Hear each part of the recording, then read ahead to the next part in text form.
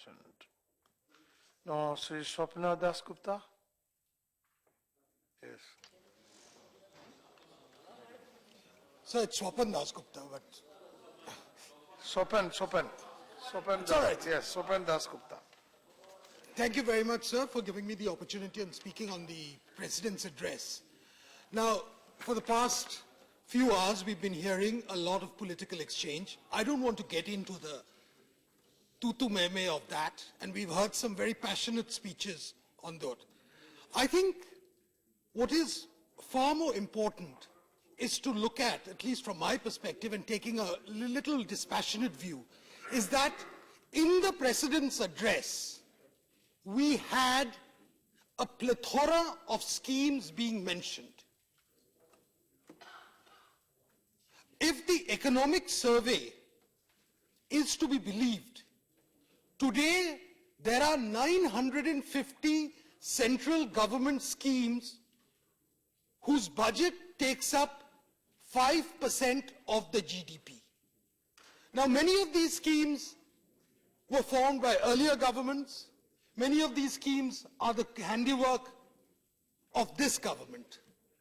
And let me say that all of them were probably well-intentioned. They had a specific purpose in mind.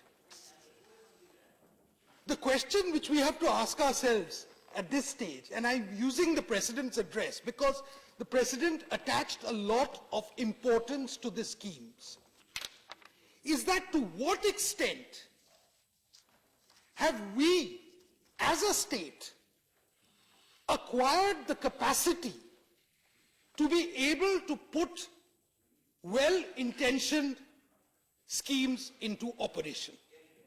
And I think this is an issue which doesn't affect only one party, which doesn't affect the center alone.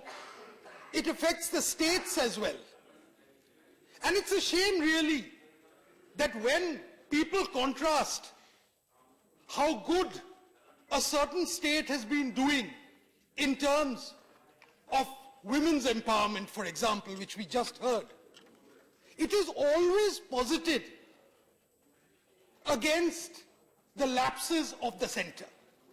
Likewise, a similar case can be made. The economic survey pinpoints certain schemes which have been very well executed. There have been schemes in Chhattisgarh which have been wonderfully executed. There have been schemes in Tamil Nadu which have been wonderfully executed. And these are issues which I think we need to take a pride. But let us take a look at the schemes which have faltered.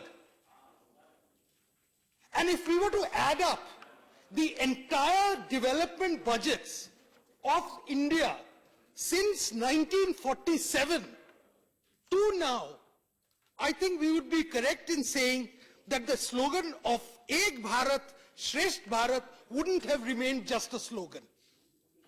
It would have been a reality. So the question is not merely of leakages. It's the inability of today the state to deliver.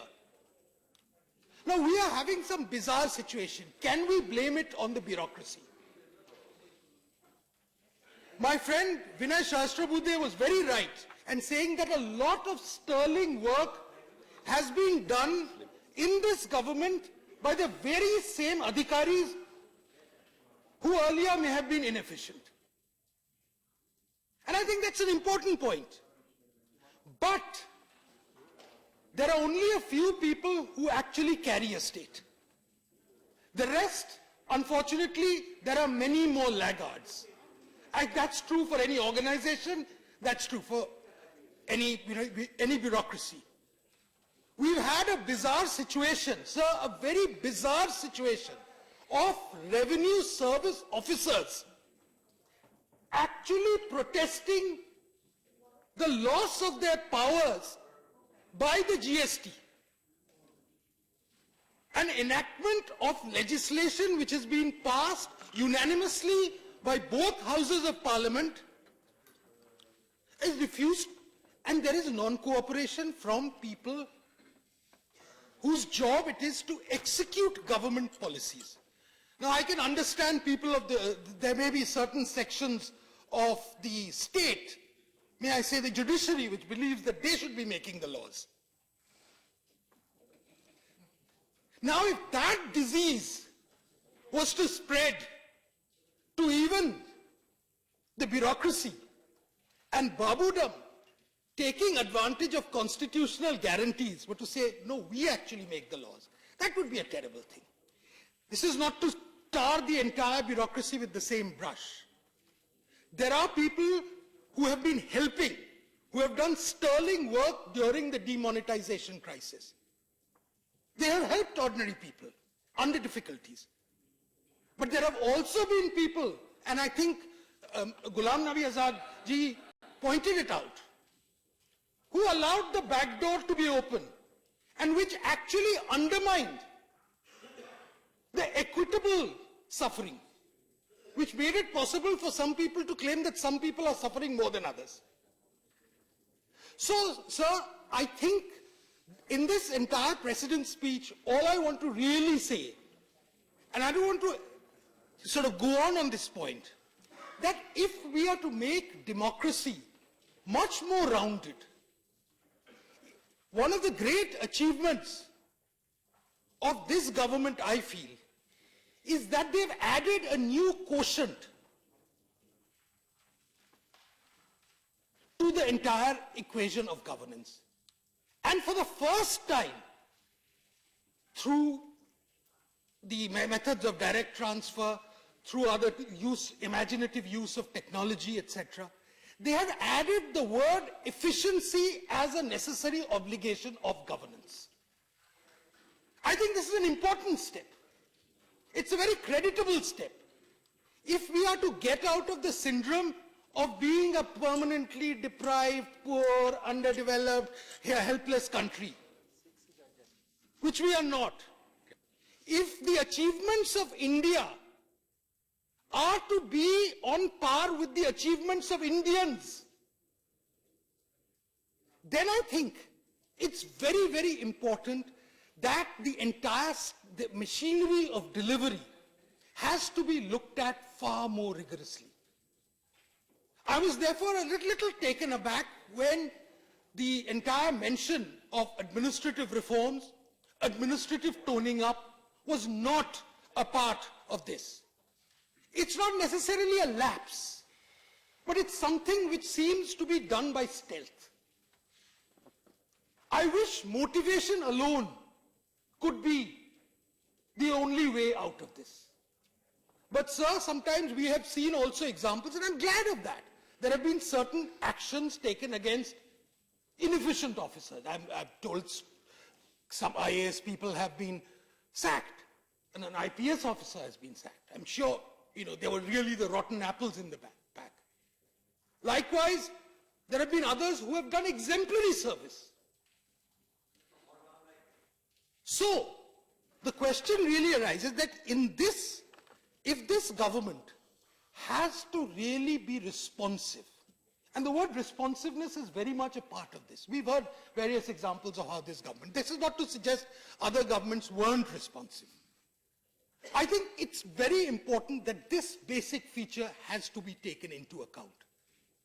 I think demonetization, which we've discussed at great length, was a very grave, audacious step forward. It was a step forward because it did what no one else was willing to do. It took the plunge. I think it calls for a certain strength of leadership to be able to do something when you realize what the formidable challenges are. Otherwise you say, oh my God, these challenges are too insurmountable. We can't go ahead. And therefore that is a very, very positive thing. But to carry that gain forward, it's not enough to just go by that and say, oh, enough remonetization of the economy.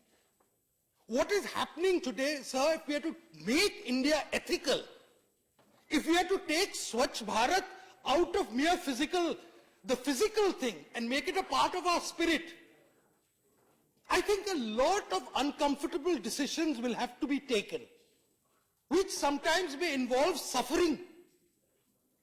So therefore, I think it's very important that we can criticize the government for its shortcoming, and I think it's only legitimate that everyone should. Whenever a government has done something wrong or there have been lapses, it is. But to have a permanently negative attitude, I'm reminded, and my friend Jairam Ramesh is here, who has a greater experience of the United States, of what a discredited American Vice President Spiro Agnew once called the nattering nabobs of negativism. And I'm sometimes reminded of that when I hear my friend Derek O'Brien, who I admire very much, speak. And he mentioned that Ravi Babu spoke 13 times about the Prime Minister. I can say that he managed at least half that feat by managing 6 times. 5, or maybe I stand corrected. But he's getting there. Thank you. I know, my appreciation of the Prime Minister is a matter of record, and it's not something which is very late. We all know that. I'm very glad. And it's not something which is late, and it's not something which I need to apologize about. I think what we see today, sir, is that a government which is there with energy, with direction, with a sense of newness, and with a sense of audacity. What it now requires to complement it is additional capacity to be able to deliver that. Thank you very much. Very good. Thank you, Mr. Dasgupta. Now,